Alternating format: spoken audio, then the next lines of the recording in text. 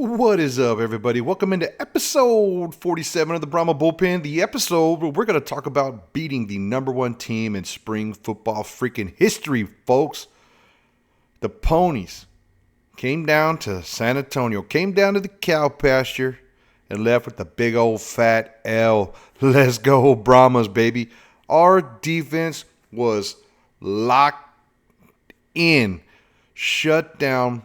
Best defensive performance by far of the season. None of the defenders had crazy huge stats, right? There was not someone that had 50 tackles or someone that had 9 or 10 sacks. There was nothing super crazy that happened in the game. It's just Adrian Martinez was contained. He only passed for 200 yards. He didn't kill us with the deep balls. We were where we needed to be, when we needed to be there to make the plays that we needed to play. We gave up 3 points in the first half, folks. That's the first time in the franchise history that the Stallions have existed where they've only scored 3 points in the first half. They've always scored more than that in the first half of a football game. And they come to the second half only giving up another 6 points for a total of 9 points. Crazy. Absolutely crazy, man. I don't even know what words I could say, to make you think or try to get the point across here on how wild it was for our defense to shut them down like that. If you watch me on social media, if you follow me on Twitter, you saw that your boy Brahma Bullpen was fortunate enough. I don't even know what happened, but I went to the fan event this past Friday before the game at the Andretti Racetrack, indoor go-kart, video game, bowling alley, food place, booze place, whatever, mecca of fun here in San Antonio. And I got chosen to actually get on the racetrack with some players. Brad Wing was there. We had Puka Williams was racing with me on the track. Morgan Ellison was on the track racing with me. AJ Smith was on the track. Just to name a few, man. There was a whole bunch of them. But reason I bring that up, I had to brag a little bit. I got to brag a little bit, But I also got to meet Cody Latimer for the first time. I'm going to do a whole episode on that probably when the season ends. We saw that he did get injured over the weekend, which is very, very, very sad, especially for somebody who is saying this was going to be his last year playing football. You'd like to see a player of his magnitude go out on his terms. But I'm going to do a whole episode on just Latimer later in the year to show my appreciation for what he did for me. I don't know if you can look over my shoulder right here and see this football right here. But just on a random social media post, Latimer responded to me, and that football is now my prized possession. You can see I have other memorabilia. Everything in that case is autographed by somebody. But that football right there is autographed by the entire football team. And so I'm going to do an episode about that when the season's over. Right now we're going to focus on football. And to get us started in reviewing the beatdown in the dome, them Ponies took that L down here in the cow pasture. Let's start the video like we always do with a couple of GIFs. This one was posted by Brahma Social Media. We all know this episode of The Office, right? I'm not the only one that watches The Office. Ooh, we're going to have an undefeated season. Think so? You think so? Gone. Yeah, gone. We got another little one right here for you. As you can see in the bullpen, maybe over here, you can see a little something there. The other half of my man cave that you can't see is all comic book theme. So this is an appropriate GIF that producer put together here. That's my secret, Cat. I'm always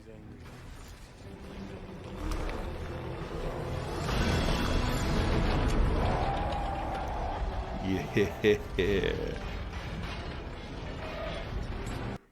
I remember when that movie came out, man. That was so epic, right? You had all these individual movies all combined to this giant Avengers movie, and then have such epic destruction scenes like that in there. Anyways, thanks, producer, for putting that together. Got me right here in my little heart. You can see this week, talk about heart. I'm representing.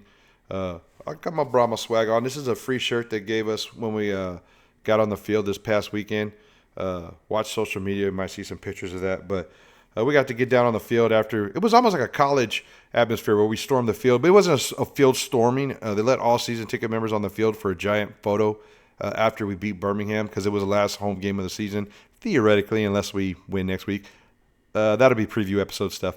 But It was our guaranteed last home game of the season. We might get another one, but it was the last one that was guaranteed to us. So they let us all on the field and have a little fun. So I got my Commander swag on from back in the day, RIP Commanders, and I got my Brahma swag on. So, I'm doing representing spring football in San Antonio. But with that being said, here are the scores from the weekend for the league in general. The defenders finally started playing some football. Jordan Tomo finally started throwing some good passes. The receivers finally started catching balls. Although when they played us, they made like a bunch of circus catches. So I don't know why everybody's like they're just now playing offense. But they beat the Showboats. It probably has something to do with how bad the Showboats are. Panthers Roughnecks. The Panthers beat the Roughnecks, but the game was in question all the way into the fourth quarter. And as a matter of fact, the Roughnecks led most of the game, and they found a way of, what's the old saying, snatching defeat from the jaws of victory. And then we get to the good games of the weekend. Renegades, Battlehawks, 36-22. Renegades got that dub, second dub of the season. Understand that the Renegades beating the Battlehawks has really opened the door for the Brahmas. So I appreciate you guys doing that. I know we beat Arlington twice this year. But, I appreciate the Renegades doing their thing. And, of course, you got the Stallions and the Brahmas 18-9. I'll tell you, when I was racing go-karts with A.J. Smith before and around and at the fan event the other day, I talked to him a little bit. And I said, hey, man, how many points do you think the Brahmas need to score to beat the Stallions? Like, just what are you looking for from an offensive production? And we were talking 28 to 30 points. That's what he was thinking. That's what I was thinking. Not that I know anybody or know anything. I was just thinking Birmingham was that good, and we needed to have our highest scoring output of the season. To go in there and win with only scoring 18 points is absolutely amazing. Plus, we got Chase Garbers back in the game. We're getting healthy. Offense starting to look smoother. Defense is starting to look like world beaters. So, with that being said, here's the current updated standings in the league. I did not switch the St. Louis and Battlehawks teams there. I did that on purpose because I wanted to make fun of myself. No, that's not true. Brahmas to the top, baby. Let's go. Brahmas have 2 conference losses. St. Louis only has 1 conference loss. 2 of their losses are out of conference. So technically, unless we beat them Saturday, they'll get home field advantage. That's why I did it like that. But then you see DC and Arlington down there doing their thing. Birmingham got that 8-1. Suckers take that L. And then Michigan 7-2, Memphis 2-7, and Roughnecks 1-8. Poor Roughnecks. One graphic I do want to pop up here. I've kind of been keeping this all year. So you can see the USFL went 7-9. That means the XFL went 9-7. So if it comes down to which conference is better, it's very simple. The XFL beat the USFL more than the USFL beat the XFL. There, settled on the field. This coming week is going to be all division games. There's not going to be any cross-conference games. So this is it. This is for the season.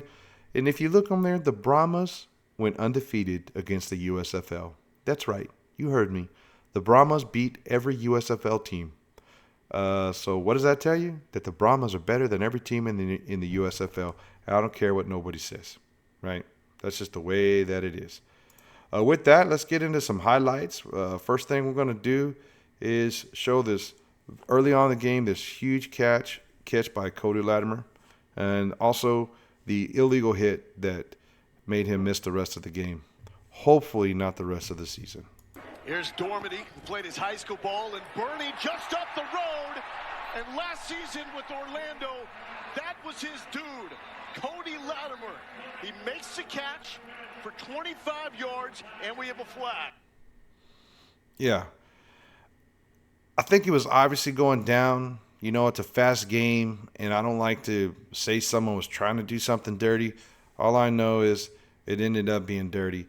And a great, great player is now questionable to be able to finish out his career this season on his own terms. Who knows, right? The rumor is, if you watch the broadcast on TV, they talked about it a whole bunch of time, that this was going to be his last year playing pro football, and he wants to get into coaching, which I think would be awesome. I definitely know he could teach some young people how to run routes for a fact, right? But very next play, check this out. And A.J. Smith, the offensive coordinator, says his presence on how to be a professional. Double pass, complete, Justin Smith! For the second time, Jontre Kirkland throws A pass touchdown. I'll tell you what, man, that was a roller coaster of a few minutes, right? I talked about the ball a little bit, and I got to meet Latimer the night before the game, and you see him get hurt, and you're upset. You're kind of sad. You feel bad for him. You feel bad for the rest of the team. You feel bad for the rest of the fans. It's just like, man, we're in a playoff push, big game, and then boom, very next play, trick play. Kirkland passes it to Justin Smith. Which is even more crazy is listen to the post-game little interview after the game with this pass, speaking about this play specifically. Check this out. John Trey, I want to give you your passing stats in your spring football career. Three of 4, 100 yards and 2 touchdowns. What's that all about? That's pretty good right there. I like that. What that 75%? Yeah, 1 last year and 2 this year. Pretty good right there. I got another touchdown pass. I'm happy about that. Was that all about Cody Latimer going down? Did you guys feel definitely. motivation? So we had a play call. It was originally Dr. Pepper, and Coach AJ said, bump this. We go call it Cody Latimer. So we did that for Cody, and that kind of got us a little juice right there. If you don't think these players are emotionally invested in these games, man, I don't know where you've been. Maybe sometimes in the NFL, it's all about the money. But in spring football, it's about the team. It's about the love of the sport. It's about the opportunity that playing in spring football provides. One of your guys go down, one of your leaders go down. They immediately call like a trick play, and then they're calling it the Cody Latimer. And you don't think that Kirkland and Justice Smith wanted that? I mean, they were gonna do what they had to do to make that play, and it showed, man. What an awesome deal! What an awesome thing to be able to be a part of. Thank you to whoever that reporter was that posted that. I got that off Brahma's social media. I don't know who asked that question, but what a great question, and what an awesome deal for the fans to be a part of. So thank you guys, everybody who's involved in that, very much.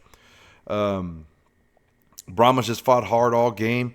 Can't show all the highlights from the whole game, but we're not going to get out of here without showing the best highlight of the game. Pressure. Martinez. How did he do it again? Throwing middle of the field. Picked off.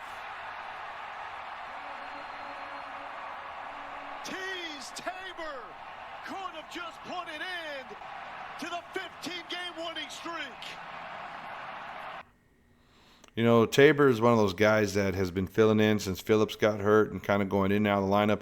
He's also one of the guys that's gotten burned a few times here and there, so it's awesome to see him making a great play to ice the game against the league MVP. We all know Adrian Martinez is going to get that MVP trophy. It was just a big win that our defense, you wish you could pick the whole defense as player of the game and just be like, just give it to the defense, man.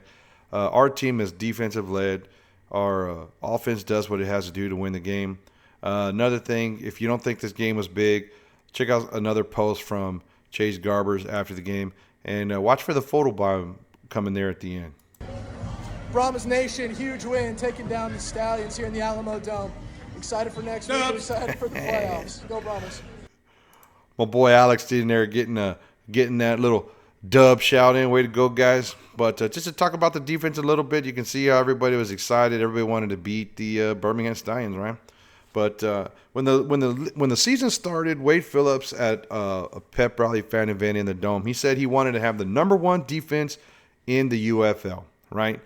And you looked at the Showboat, I mean, not the Showboats, you looked at the Stallions and you looked at the Battlehawks, and we knew that they had good teams. Even the Michigan Panthers have had a really strong defense. If you watched any of that Michigan Panthers game over the weekend, that guy Speaks, man, on the D-line was just up in everything, man, doing what he had to do.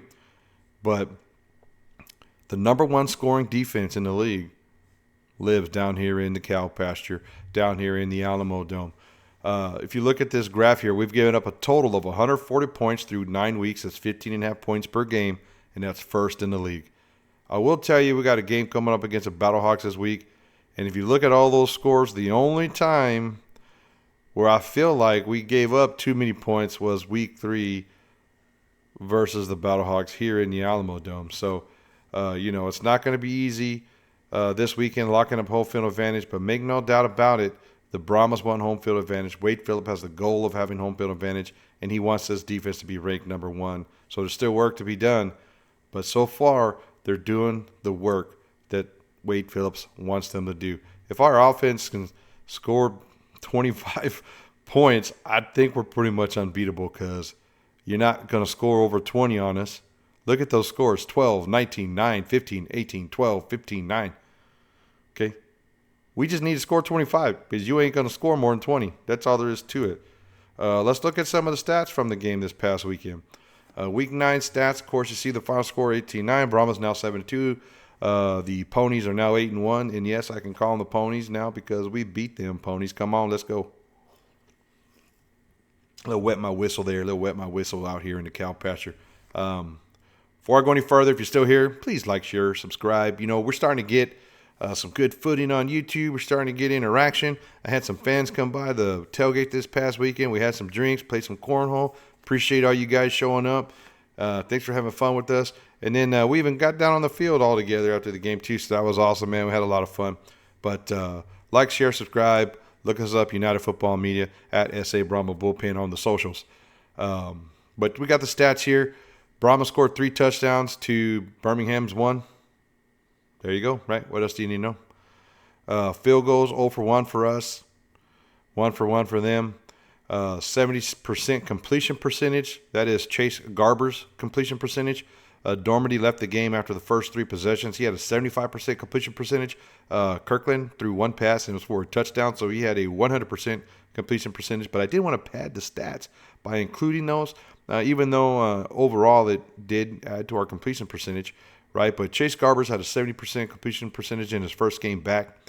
You look over at Birmingham, Adrian Martinez had a 56% completion percentage. That's big. Right? He didn't throw the ball well against us, and he damn sure didn't run the ball well against us. Overall passing yards for the two teams, 202 to 200. Rushing yards, we had 132, 3.8 yards per carry. That's just right in that sweet spot. You don't want it no lower. If it's higher, that's great, but, 3.5 to 4 yards a carry, that's where you want it to be. McFarland and Ellison were doing great things running the ball. McFarland did a lot of the yardage work, whereas Ellison got those 2 touchdowns. Great effort and performances on their behalf. You got 92 yards at 5.2 yards per carry for the Stallions. You know that's all because of Adrian Martinez and those unscripted runs that he always gets out of the pocket. So we were actually able to keep their running backs in check pretty well throughout this game. Third down conversions, we went 5 of 11. They went 3 of 10. Red zone, we went 2 of 3. They went 1 of 2. If I would have told you going into this game that the Stallions were only going to have 2 red zone attempts, quote-unquote best team in spring football history, and I said, hey, man, we're going to hold them to under 10 points, and they're only going to get in the red zone twice? Dude, what more defensive domination do you need to see? Our front 7, our secondary, it doesn't matter, dude. Everybody was where they needed to be the whole game. I mean, we did what we had to do. The Brahmas did what they had to do. Penalties, there were already Birmingham people saying it was ref ball. Ref ball. I mean, I watched the game a couple times on TV. I was obviously there live. I don't know what the heck they're talking about, man. I truly feel like our defense was better than their offense. I feel like our offense was equal to their defense. And that's why we won the game, right? Penalties were not a factor in this game. Got some more stats right here. Turnovers, 1-1. Points off turnovers, 0-0. Look, we both had 3 sacks. We had 5 tackles for loss. They had 6. Time of possession was nearly equal. We had 32-11. They were 27-49. Look at the 3 and outs. We had a 3 and out. They had a 3 and out. Look at the balance. We had 28 passing plays to 33 rushing plays. They were a little unbalanced. It's like maybe they were behind the whole game. They were throwing it to try to catch up, right? But 32 passes to 15 runs. You got to maintain that balance, baby. But Brahmas did what they had to do. 18-9. Let's go Brahmas, baby. Beat the number 1 team in the league. Let's go. A little bit more league action. I don't know if this is something I want to brag about, but the Brahmas led the league in attendance this past weekend. Oh, man. At some point, people, they talk about the attendance and that you shouldn't. It's not the metric you want to look at. You want to look at TV ratings, and you don't need attendance to be profitable, and blah blah blah blah blah. Look, man, 11,839 with playoff home field advantage on the line, with the best team in the league coming to the Dome. The last game of the season, there was stuff on the radio, there was stuff on the news. They had the players here like an extra 2 or 3 days, visiting schools and doing all this extra publicity that they hadn't done all year, trying to drum up support. They did a military appreciation day. They gave away free t-shirts to anybody that bought a ticket. I mean, dude, I don't know what else. Somebody was, saying on social media that they had to have a full-time team in San Antonio and a full-time marketer. Look, man, they did enough to market this game. At some point, we're just going to have to realize that maybe San Antonio's got things that they want to do besides go to a football game. And what's going to ultimately happen, that's going to be what costs the rest of us, right? We hear talk about NFL, talk about right now the thing in San Antonio, they're running stupid polls to see if the Kansas City Chiefs are coming here. Look stupid. The Kansas City Chiefs aren't coming here. They'd be better off going to St. Louis. I mean, it's closer. There's a stadium, and people go to those games. If you were the Kansas City Chiefs and for some astronomical reason decided to leave Kansas City, which is not happening, it's all a giant ploy, and they're using other teams with other cities with stadiums as a bargaining chip to get what they want. They're going to get what they want. They're not leaving. They might move a little bit one direction or the other, but they're going to still be the Kansas City Chiefs, if you know what I'm saying. But, at some point it's on you. Memphis, it's the same thing, right? Daryl Johnson was out this past week talking about he's guaranteeing Memphis is pretty much coming back in that market next year. I don't think they're going to move any of the teams next year. Not saying that. But what I'm saying is, if you don't start seeing significant increases and the teams don't start making money, they will move them. They have to, right? And when they sell them, whoever buys them is going to want to move them. And that's it, man. As always, we're going to end it with a little bit of our Player of the Week stats. So here we go. We got Jonte Kirkland was our Player of the Week. 4 receptions, 66 yards, led the team in receiving. And he also had a passing touchdown. He led the team in passing touchdowns because our quarterbacks didn't do any passing touchdowns. So there's that. Appreciate you for watching our Player of the Week.